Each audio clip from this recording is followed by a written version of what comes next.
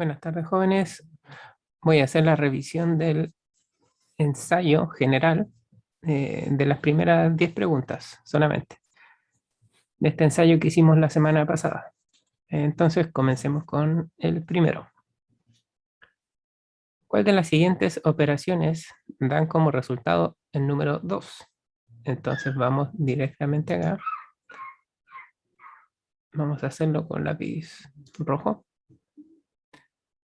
6 séptimos por 14 sextos. Acá tenemos una multiplicación. Sabemos que cuando se multiplican fracciones se puede simplificar un número del numerador con un número del denominador. Podemos simplificar los 6, podemos simplificar el 14 con el 7 y nos queda 2. Y nos va a quedar en el numerador del lado izquierdo y en el denominador 1 partido en 1 por 2 partido en 1. Y esto es simplemente 2 por 1 que es 2 y en el denominador me queda 2. Por lo menos tenemos que la 1 sí da como resultado número 2. En la número 2 tenemos una división. Fíjense, no es una multiplicación. Así que los que hayan simplificado el 22 con el 11, ahí ya hay un error. Así que cuidado ahí. Entonces ahora, 22 quintos dividido en 5 onceavos. Sabemos que hay varias formas de hacerlo. Hacer una división de fracciones. Voy a hacer de la forma en que la división la vamos a transformar en una multiplicación. Al transformarla en multiplicación, invertimos el que está en el lado derecho. En este caso va a ser 11 quintos. Y acá nos va a quedar un número muy grande que va a estar dividido en 5 por 5, que es 25. Y 22 por 11 es 242. Y esto es claramente distinto de 2. En la número 3 que tenemos, vemos que la 2 no, vemos la 3. 10 cuartos menos 2 cuartos, tenemos una resta de fracciones de igual denominador.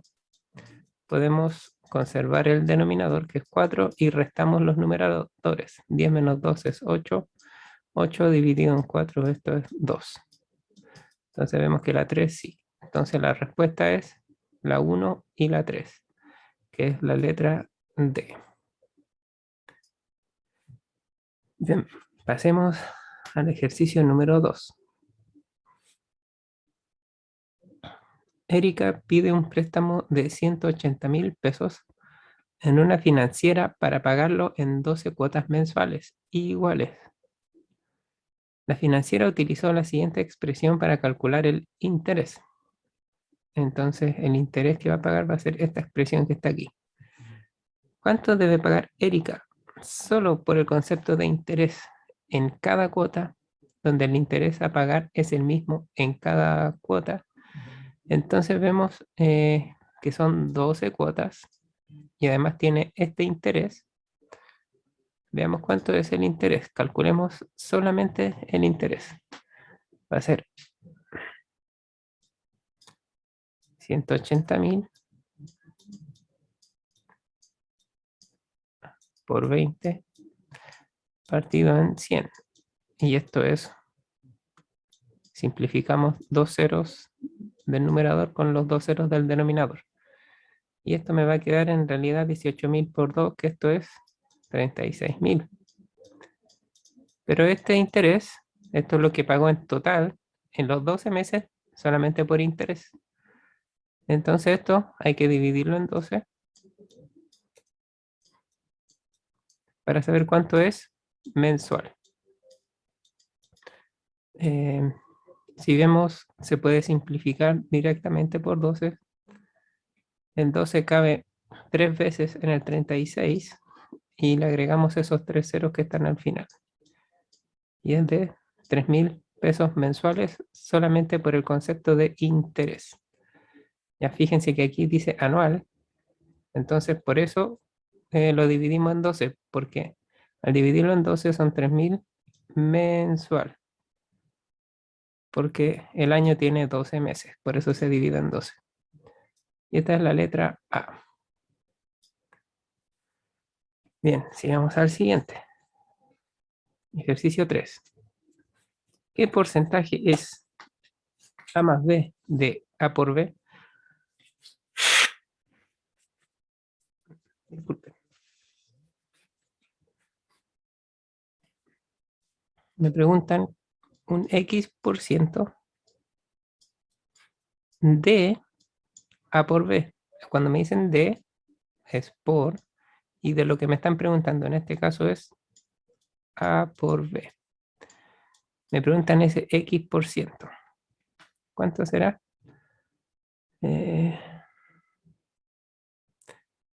Y esto es, al decir es, este es que voy a encerrar ahí, que lo voy a llevar con la flecha roja, es ese igual que está acá. ¿Ya? Al decir es A más B. Entonces, ¿qué porcentaje de A por B es A más B? Y allá está A más B al otro lado. ¿Y cómo yo calculo este X%? El X% se puede escribir como X partido en 100. Y eso está multiplicado por AB. Y esto es igual a A más B. Y de acá tengo que despejar esta X, porque eso es lo que me están preguntando. Entonces va a ser A por B, perdón, ese A por B que está en la izquierda va a pasar a dividir al lado derecho, me va a quedar A más B dividido en AB, y ese 100, yo al pasarlo al otro lado va a pasar a multiplicar, y esto va a ser igual a X. Y acá hay dos, a ver, no, está solamente una, que es la letra B directamente. Es solo una que tiene esta expresión. 100 por A más B, aquí está, dividido en AB. Y es la única. Vamos, la número 4. Me piden calcular el logaritmo en base 1/2 de la raíz cuadrada de 2. ¿Cómo puedo calcular esto? Aquí hay que conocer bien las propiedades de los logaritmos y de las potencias. Entonces, veamos. El resultado de toda esta expresión que está acá, la vamos a denotar como X, que es mi incógnita. Yo no sé cuánto vale todo eso. Entonces, ¿qué me dice? La definición del logaritmo me dice que la base del logaritmo, que es 1/2, va a ser ahora la base de un exponente. Y va a ser 1/2, que va a estar elevado a X, va a ser igual a la raíz cuadrada de 2, que es la expresión que está aquí como argumento del logaritmo.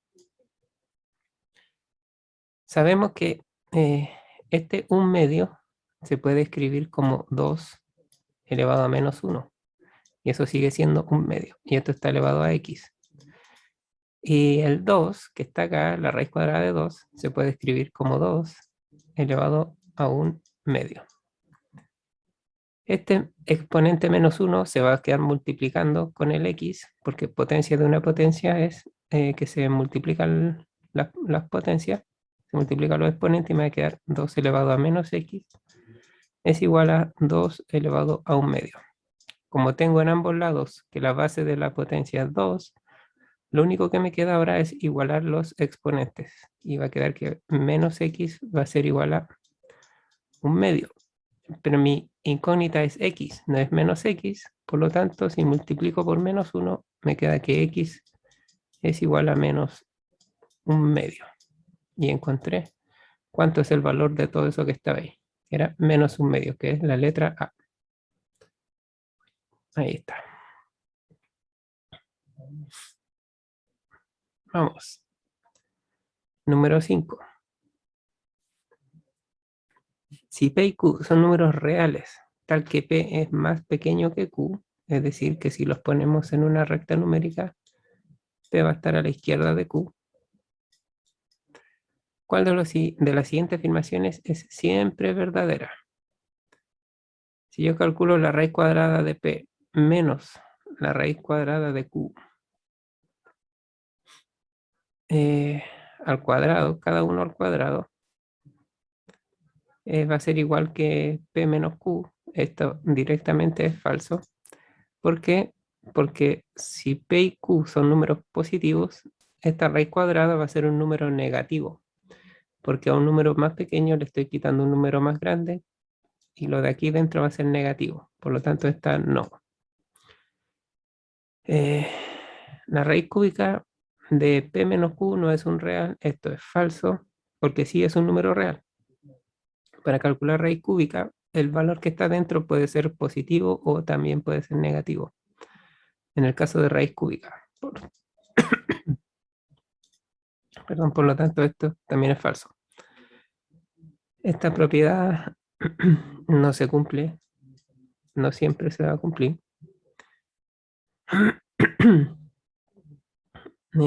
Acá, menos raíz cuadrada de P me dice que no es un número real. Esto es falso también, porque puede darse la situación en que el resultado que esté aquí dentro sea positivo y esto va a ser un número real en algunos casos. Así que falsa también. En cambio, esta sí es verdadera. Siempre. ¿Por qué?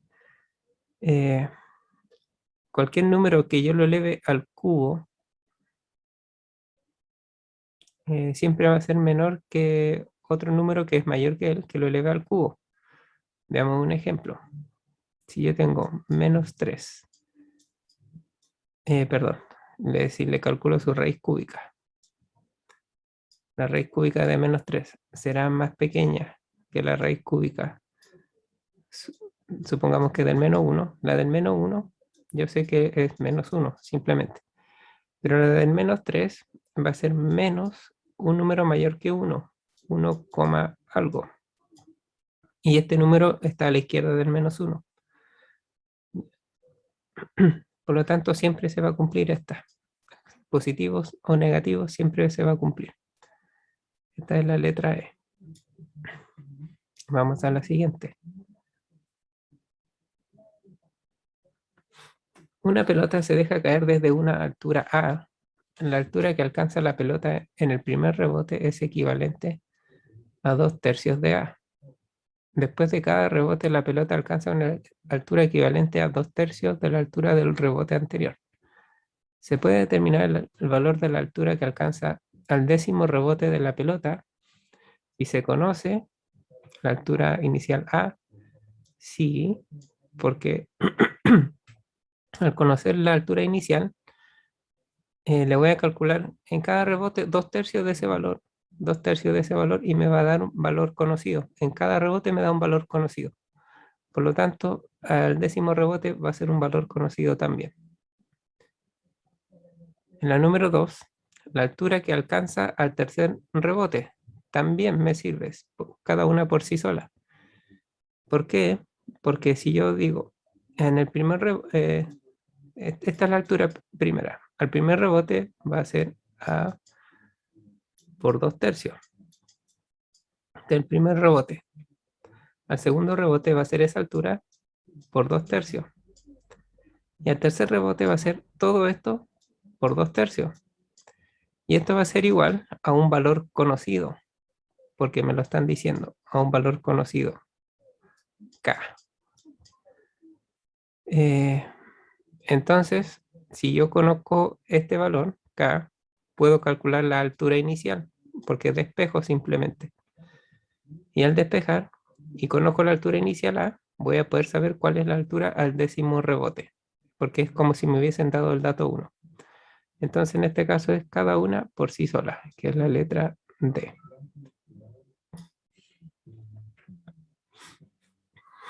Vamos a la siguiente.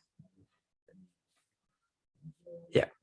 Calíope efectúa el siguiente procedimiento para reducir la expresión que vemos aquí. 2 multiplicado por 2x menos 5 al cuadrado menos 10 por 2x más 3. Entonces, me dan los pasos que hizo acá y me preguntan en cuál de los pasos efectuados Calíope cometió un error. Analicemos. ¿Qué hizo de aquí para abajo? Simplemente lo mantuvo, no le hizo nada en este que hice con rojo. En el que voy a hacer con rosado, veamos qué hizo. Multiplicó 20 por 2x, o sea, 10 por 2x y le dio menos 20x, está bien, porque por el menos 10. Después hizo 10 por 3, eso es 30, pero fíjense que aquí era menos 10 por 3, por más 3, menos por más es menos, por lo tanto aquí está el error, era un menos 30. Por lo tanto se equivocó en el paso número 1 y era la letra A. Siguiente, número 8.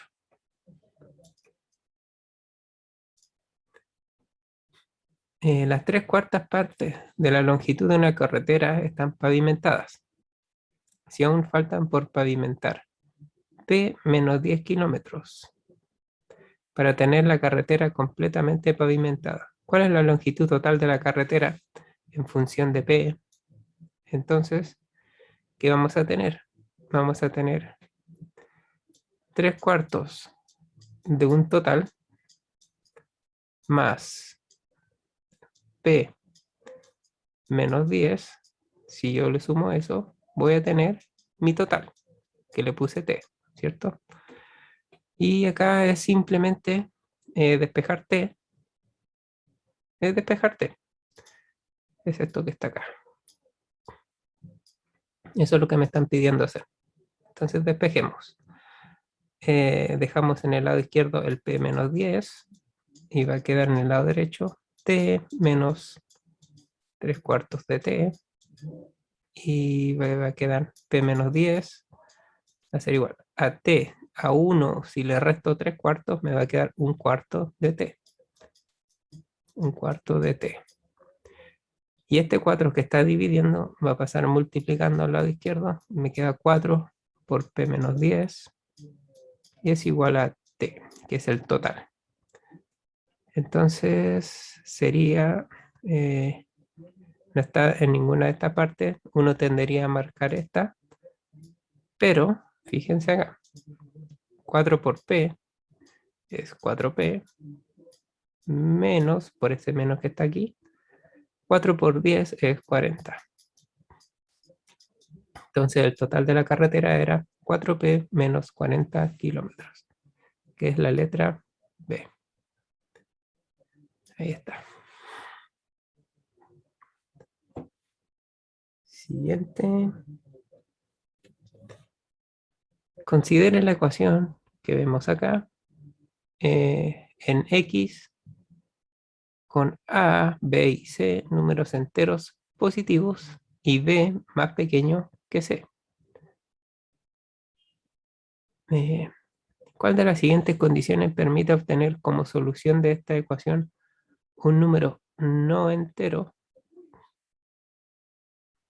Veamos.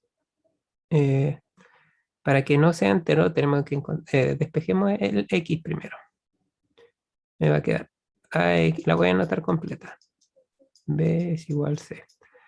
Entonces al despejar esto me va a quedar AX, el B que está a la izquierda va a pasar restando a la derecha y luego el A va a pasar dividiendo al C menos B. Va, era el A, perdón. Ahí. Entonces, ¿de qué forma esto que está acá no va a ser un número entero? A veces número entero y B es más pequeño que el C. El B es más pequeño que C. Entonces, analicemos las opciones que me dan. Si el A vale 1, si el A vale 1, este resultado que está acá va a ser siempre entero. porque si a un número entero yo le resto otro número entero, el resultado va a ser entero. Porque recordemos que los enteros son un grupo cerrado con la suma. Y al decir que es cerrado con la suma, significa que si yo sumo o resto dos números en z, el resultado sigue siendo un número entero. Y al dividirlo en uno, sigue siendo el mismo, un número que está en lo entero. Por lo tanto, esta no. No. A más b igual c. Veamos qué pasa si yo sumo a con b. Si yo sumo a más b, ¿qué podemos sacar de eso?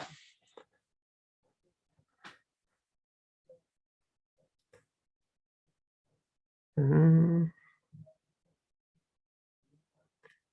veamos. Estamos analizando la b. El c va a ser igual a más b. Entonces, donde dice c, voy a poner a más b. Ahí está. Y eso le resto b y lo divido en a. Acá si desarrollo, se me va a ir la b con la b y me va a quedar a partido en a, que eso es 1. Me va a decir que entonces el x es 1. Y el 1 sí es un número entero, por lo tanto la letra b no va. Veamos la letra c. Me dice que si el c vale 2b y el a es igual a b. Sigamos analizando. Me dice que el c vale 2b, entonces 2b menos b, y me dice que el a vale b también. Entonces, partido en a, que era eso, vale b. 2b menos b es b partido en b, eso es 1. Por lo tanto, el 1 es entero, entonces el c tampoco va. C menos b es múltiplo de a. Si yo lo resto y esto me da un múltiplo, significa que el resultado es un entero directamente. Por lo tanto, esto no va. Y me dice que c es más pequeño que a más b. C es más pequeño que a más b. Si c es más pequeño que a más b, veamos, entonces me va a quedar que c, el b que está a la derecha lo voy a pasar restando al lado izquierdo, me va a decir que es más pequeño que a.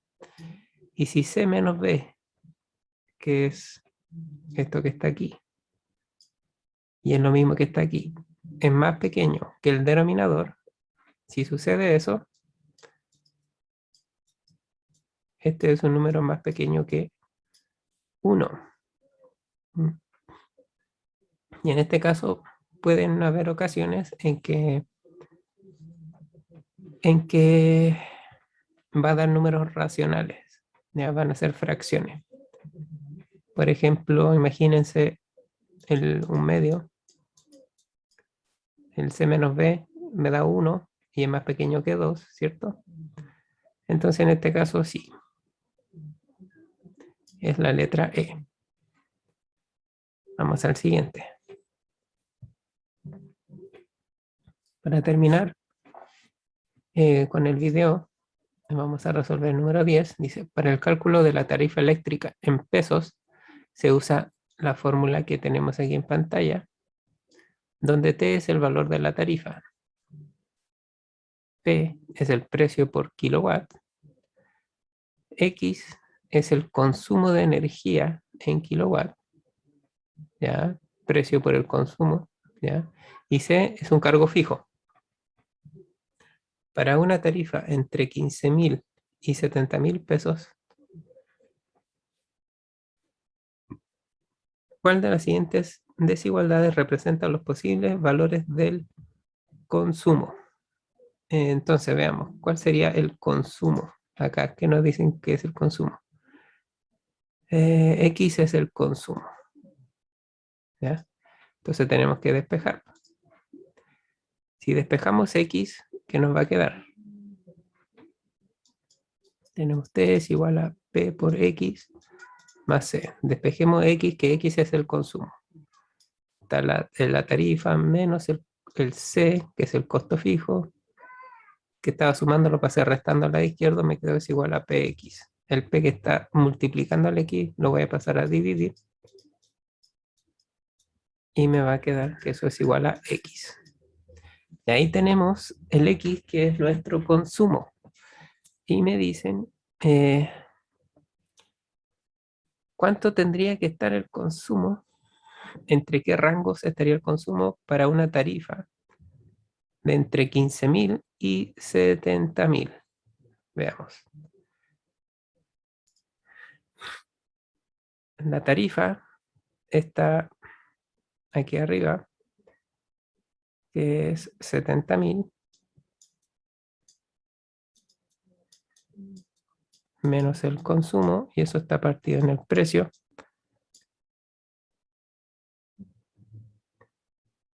Y como vemos que la tarifa está en el numerador, si la tarifa está en el numerador, entonces el de 70.000, al aumentar el numerador, significa que va a aumentar el valor de la fracción total. Por lo tanto, el de 15.000 va a ser más pequeño. Entonces el de 15.000 va a estar en el lado pequeño, en el lado izquierdo. O sea, esto va a ser menor que lo que está allá. Por lo tanto, aquí va a estar mi consumo X. Y va a ser esta la desigualdad que me va a resolver lo que me están preguntando. 15.000 menos C partido en P. Y es esta, la letra C. Ya. Bien, jóvenes, esto sería por el video de hoy.